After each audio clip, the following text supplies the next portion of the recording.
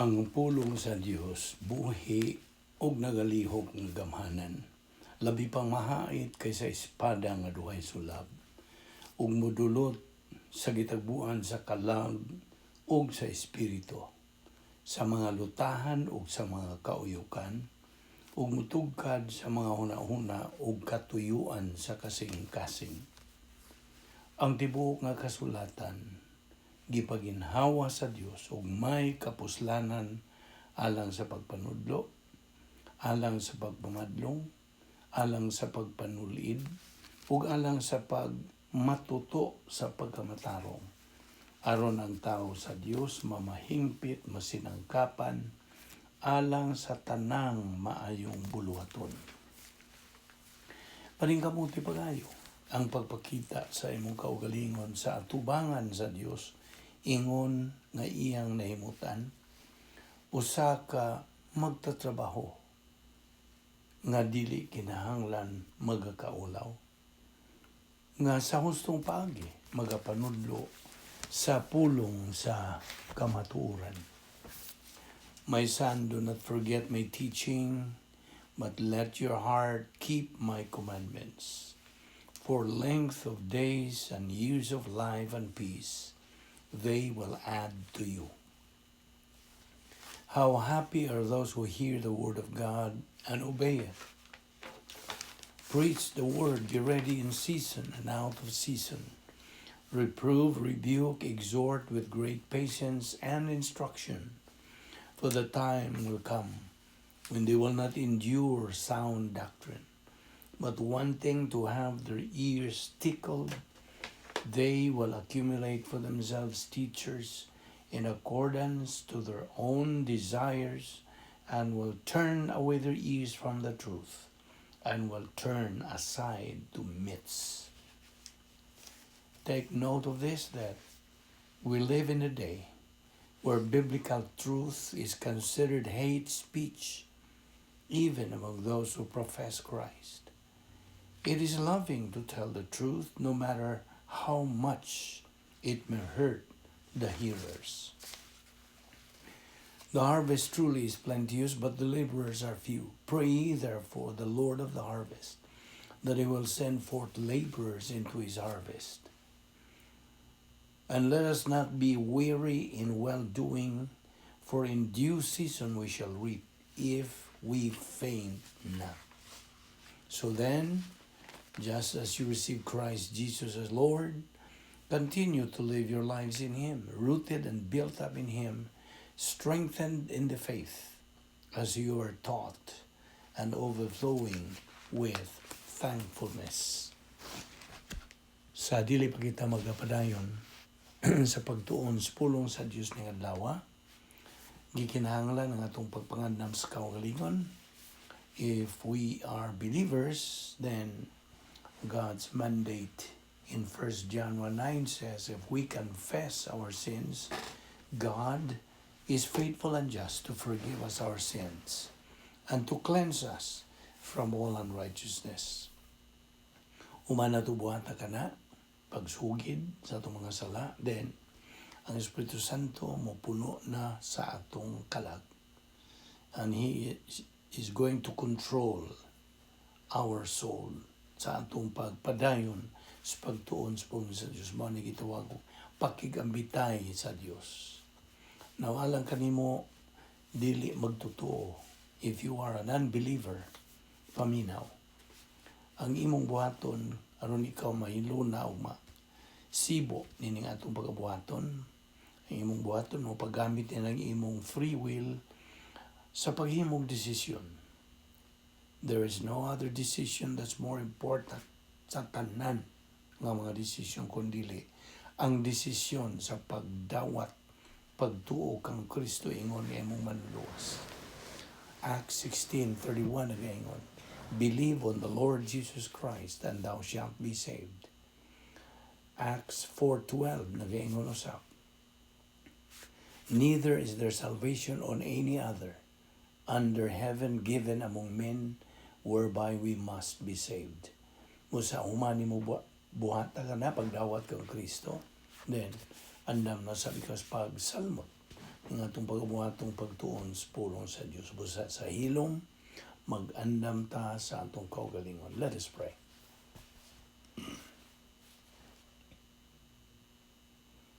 Amahan namong langit no, nagapasalamat kami kanimo niining lain no, sa mga higayon sa imong pagdala kanamo dinhi aron kami makapadayon sa pagtuon sa imong balang pulong.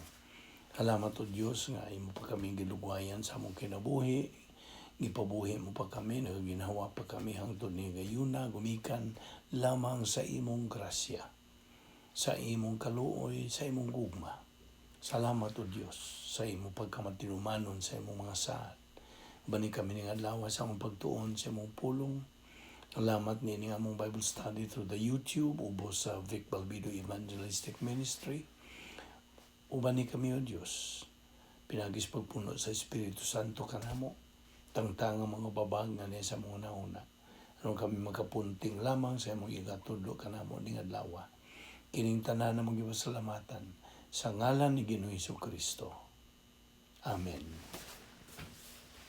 Well, mayong adlaw sa tanan natong mga higala, mga suki o mga igsuon diyan ni Kristo. Ano sa kita sa atong daily Bible study. O by the way, karong adlaw magsugod ta sa pagtuon sa lain nga uluhan.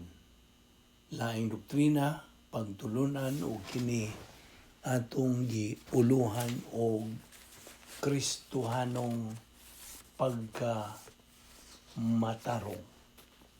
Kung mao kanay eksaktong binisaya, of course, sa in English, kini nagaingon og Christian integrity. Okay? Mao ni ang title, Christian integrity. Ato kining tukion sa humans pipila ka mga gutlo nga ato ng hisgutan ang mga basic nga mao'y magahawan ni ining atong paghisgutan. Mga taon-taon pa kini, mudagan pa kini mga kapidaan ka mga buwan tingali. Okay? Christian integrity. So, kung andam ka na, you are ready, unas tanan, atong hisgutan, kining atong pagka-Kristohanon, pagka-anak sa Dios. Unas tanan, atong i-establisar ang ingnunta premise nga ang Dios ana, God exist. Okay? Yes, tinuod nga anaay Dios ug siya magapadayag sa iyang kaugalingon. Ug sa diha nga siya mopadayag siyang kaugalingon, He does it with a perfect sense. Okay? Undanon ang Dios. O ang Dios ana ay plano. O kini maong plano hingpit, perfect plan. O ang maong tumong sa maong plano, ikaw. You are the very object of this plan. O tungod kay ikaw man ang tumong nini, ikaw may gihisgutan nini, ikaw nanginahanglan nga maminaw pinagis pagtuon sa sinulat nga mga pulong sa Dios diha sa Biblia. You, O God, are hearing. Okay? Unas tanan. Unsa man gyud ang Biblia, mangutan na katingali. Kay mo man itong basihan nining tanan. What is the Bible? You might ask. Well, the Bible is not just one single book. Di lang kay usara na ka basahon. Koleksyon kini sa kanuman ug unom ka mga basahon nga gitawag nato og balaang kasulatan. Kining kanuman ug unom ka mga basahon nagalangkob kini, naga-contain kini sa klase-klase nga pagtulunan, variety of genres. Now, naga-contain kini og kasaysayan, panggaray, balak, propesya, wisdom literature, mga sulat, letters, mga epistula, o ang gitawag og apocalyptic literature. O dugang pagyud niini, kini kan uman og unom ka mga basahon. Gisuwat kini sa kap-atan kanaglain-laing mga magsusuwat who came from a variety of background. Nagkalain silang mga background. Ang uban kanila mga tigbantay lang og mga karnero. Ang uban mga mangingisda, ang uban mga mananambal, uban mga hari o mga propeta. And kasagaran kanila wa magkailhanay sa usag-usa personally. Wala. They never knew each other personally. O kining kan uman ug unom ka mga basahon, gisuwat kini over a period of mga 1,000 og 5 ka katuigan, 1,500 years. They were written, gisuwat kini sa tulo kanaglaing mga pinulungan. Hebrehanon, gitawag og Aramaic o Grigo. Kining mga lingwahe o mga sinultihan, reflection kini sa kasaysayan o sa kultural nga mga circumstansya in which case of these books were written. Gisuwat. Kini kan uman og unom ka mga basahon, gisuwat kini sa tulo ka mga continents, Africa, Asia, and Europe. Okay? O dugang pagyud nini, kining koleksyon sa mga basahon naga-share kini sila some kind of common story line pananglitan sa kanang bahin sa creation, okay, sa mga binuhatan sa Dios og ang unsa pagkalaglag og ang redemption of mankind. Now, nugang pagyud nini, kining kanuman og unong ka mga basahon, naga-contain kini, naga-appeal kini, why historical errors? Wala.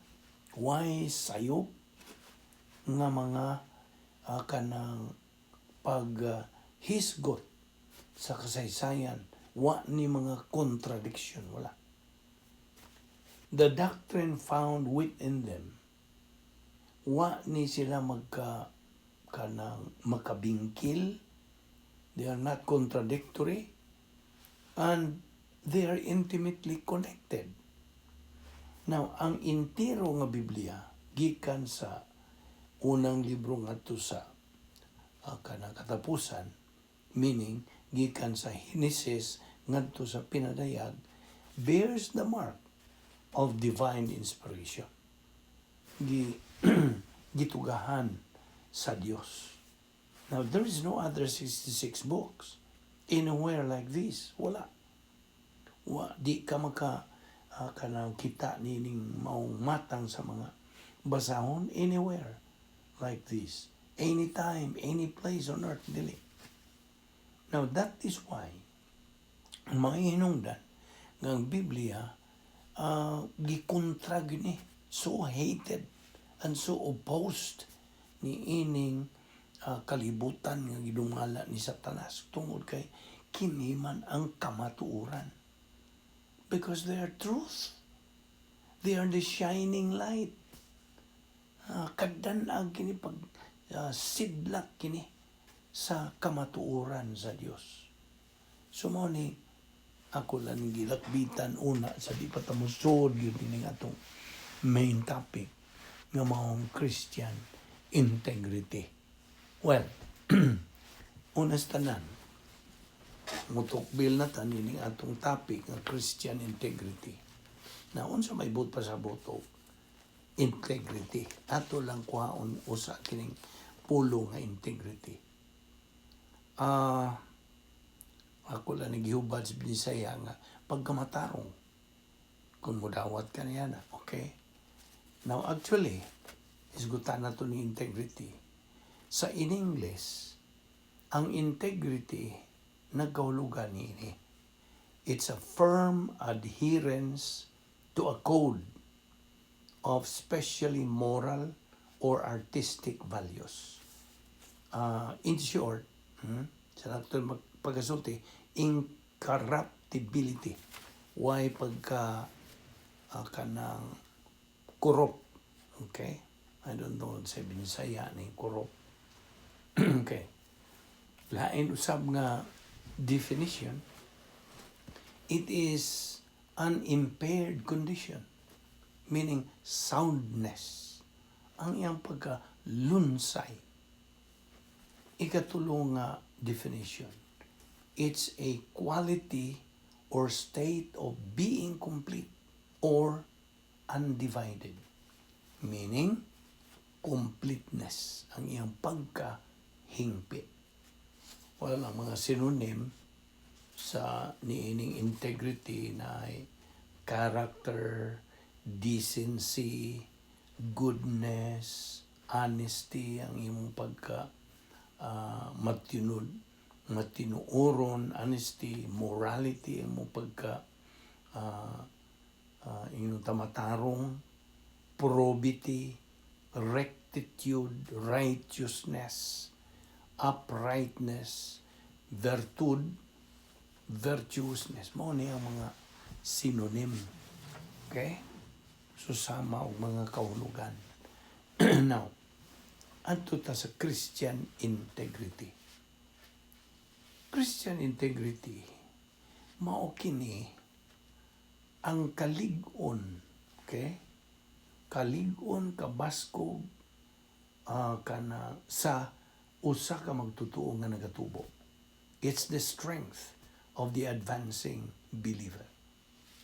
Gawas pa nini, ang sa ako nang giniingon di padugay nga integrity means wholeness of character.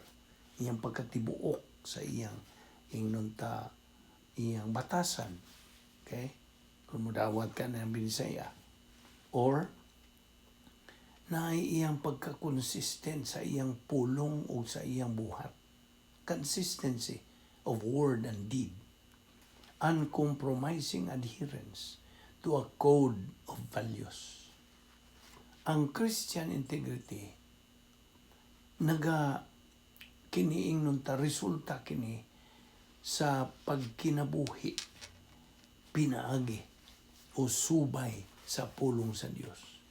It comes from living by the Word of God. Kining maong pagtulunan,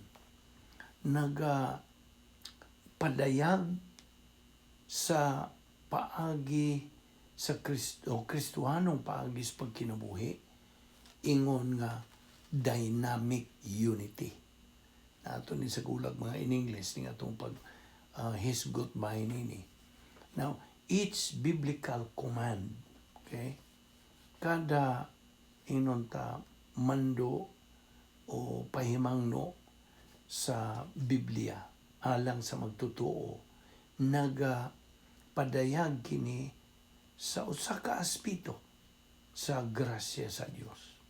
But all His grace provisions nagafunction kini, dungan kini as a single system of gahom o gugma. As a single system of power and love. Ug ang magtutuo who lives within God's system of power, nga nagkakinabuhay siya diha sa sistema, pamaagi sa gahom o sa gugma, anaa siya, na nag-iya siya ni ining itawag na to Christian integrity. Okay? So mo ka na ang atong pagpaklaro ni mo ba yung tungod nining Christian integrity? Well, ang matag magtotoo ni Ginoong Jesucristo na himbaw na tanini, gimanduan sa pulong sa Dios sa pagpatubo sa kalag niya. Niya, ang magtotoo. Nga patubuon ang iyang kalag diha sa grasya o sa kahibalo ni Ginoong Jesucristo. Segundo Pedro 3:18. O diyan sa 1 Pedro 2, kapitulo 2, versikulo 2, 1 Peter 2:2, nag-iingon kini sa in English, as newborn babes, desire the sincere milk of the word, that ye may grow thereby. Now, ato namang na katunan ang tulo ka ang sa espiritual ng pagtubo sa matang magtotoo. O as a review, nagsugod man kita pagka baby believer, okay? Infant. So na diha ta sa infancy stage. Sa pag-upatang naluwas, diha kita na ng maong ang infancy or baby believer. So kay bata pa man, ikamugid ka nagbatang masuso, dili pa siya makakaon og mga solid food. Ikinahanglan niya ang unsa gatas. Mao nag-ingon sa 1 Peter 2:2.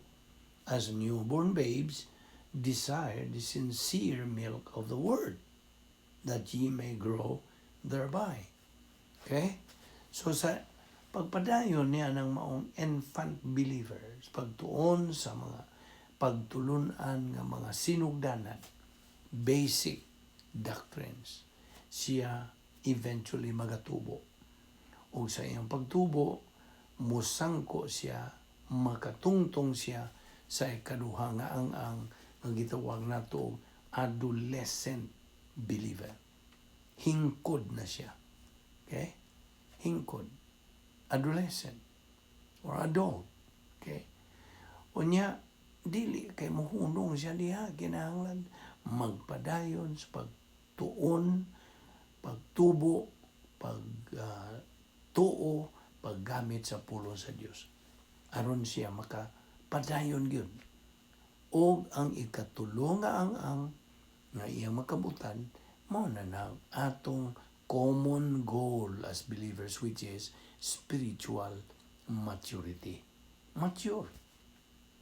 Sa Bisaya, hamtong na nga espirituhanon. Hamtong.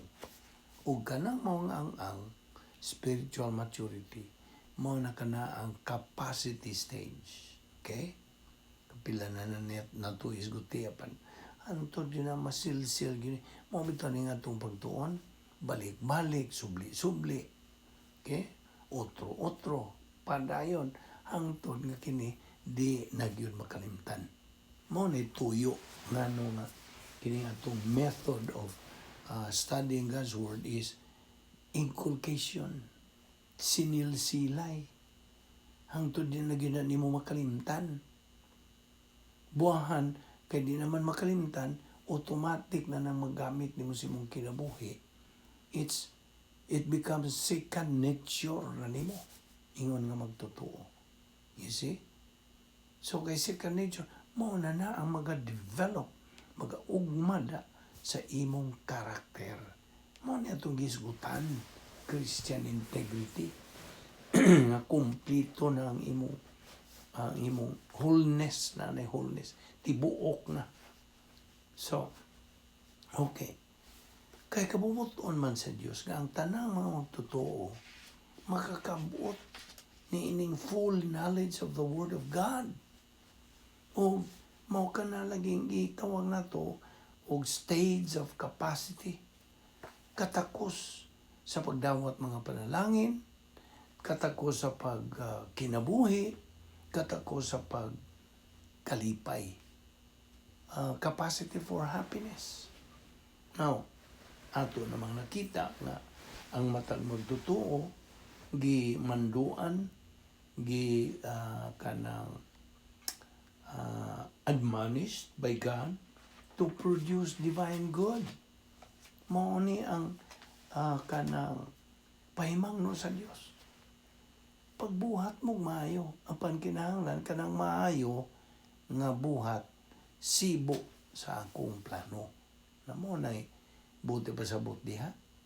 Kay kung magsihig kang buhat og mga maayo apan wa masibo sa plano sa Dios, nahog ra ang mga tawhanong mga binuhatang maayo. Kasabot ka? So, Ang divine good, mo na binuhatan nga Diyos nun. Equivalent kini siya pilak, bulawan, o mahalon nga mga bato. Equivalent to gold, silver, precious stones. Now, definitely, sa dihangang usa ka magtutuo, maga-positibo. Ngadto sa tuon sa pulong sa Dios, he turns positive to the teaching of the Word of God. Kini mo resulta sa iyang espirituanong pagtubo. This will result in spiritual growth. Now, sa laing bahin, sa diha nga magtutuo turns negative, magnegatibo, di na siya manumbaling, wala siya gana, wala siya kainit, wala siya gugma, sa pagtuon sa pulong sa Diyos, then, yun sa resulta, that results in a lack of spiritual growth. Hence, na gitawag sa English of stagnation, dormant, stagnation sa iyang espirituanong panginabuhi. Retrogression in growth and the necessity of relearning the categories of doctrine. Relearning, magsugod na po siya sa uno. You see? Now, so kini agi ni kanang paglabas sa atong panunduman na sa review. Now, of course, na iba naman ta review gyapon kini nga ang plano sa Dios dunay tulo ka hugna ingnon ta. Hugna uno, phase 1, mo nang kaluwasan. Acts 16:31. Ang usa ka di magtutuo nga makadungog sa may balita sa kaluwasan. Believe on the Lord Jesus Christ and thou shalt be saved. O mogamit sa iyang pagtuo in believing in Christ as Savior. Question: what kind of faith is this? Unsa mang matang sa pagtuo? Kini gitawag og activated faith. Activated. Murag kanang gipa buhi, gipa liho, okay? Energized, nanay kalig-on o kabaskog. Now, it is faith in the soul, diya sa kalat. And it is activated by, unsa may naga-activate yun niya, positive volition. Iyang pagkapositibo. Sa iyang kanang sanong, okay? Positive kanang response. Okay? Iya man lang sanong, iyang gitubag lang ang stimulus sa Dios. Ang stimulus sa Dios mao ang pagtuo kang Kristo nga iyang manluluwas. Iya sa dili magtutuo. So karon kay mituo man siya, then ang nilihok nga pagtuo mao ang gitawag og activated faith. Now, kaya ang tanang sakop ko sa kaliwatas tao na siya pagtuo. Kaya kini bahin man sa iyang essence, sa iyang kalag. Ang tanang tao, naan niya ng faith. Now, they do lots of things by faith every single day. Di ba? Kita ba mga tao, mga kaliwatan sa tao, mugamit man tagpagtuo in many things, a lot of things sa kinabuhi by faith every single day. Now, most people sit down and eat, and believers with some knowledge of the Word of God usually pray and ask God's blessing on the food. Ang uban, man laman sila pag kanang huna-huna, pagpasalamat sa Diyos. But a lot of people, daghang mga katawan by the hundreds and millions and perhaps billions or 4 billions every year or every day, na lingkod lang, kaon dayon, just slap it down and do not think much about whether or not it's going to be nourishing or it's going to kill them, especially in this country. Sabot ka. They deceive. Okay? They deceive, they just assume that it's going to be beneficial and not harmful. Walang ilalang ipresyong ba? No. So everybody has faith as part of the essence of the soul. Kay bahin man sa atong kalag. But kung bahin na sa kaluwasan, faith, ang pagtuo, is directed toward a person. O kana siya mao si Ginoong Jesucristo. Faith is directed toward the Lord Jesus Christ. And that is activated faith. And it's activated pinaagi sa positibo nga kabubuton. Inomdom ka nga itong kabubuton, doon ay duha ka bahin. The left lobe o the right lobe. Ang left lobe, okay? Ang left lobe, mao'y tigdungog. Tigdungog. Tigsabot. Apan ang right lobe, tigbuhat. Tigtuo. Okay? Apan, ba napagyuduha kabahin nining atong kanang volition. Ang negative, bahin nga negatibo, nagaingon og di ko. Apan ang positibo nga bahin mo ingon, mudawat ko. You see? So pagkadungog niya ng tawhana nga di magtutuon, kadungog siya mayong balita sa kaluwasan, tumuo ka kang Ginoong Hesus o ikaw maluwas, og moingon ang iyang kabubuton mutuo ko. Mao na gitawag nato activated faith. Tungod kay iyang gigamit ang positibong bahin sa iyang kanang kalag. Kasabot ka? Apan kung moingon siya di ko, then ang iyang pagtuo dili activated. Dormant, stagnant, I mean.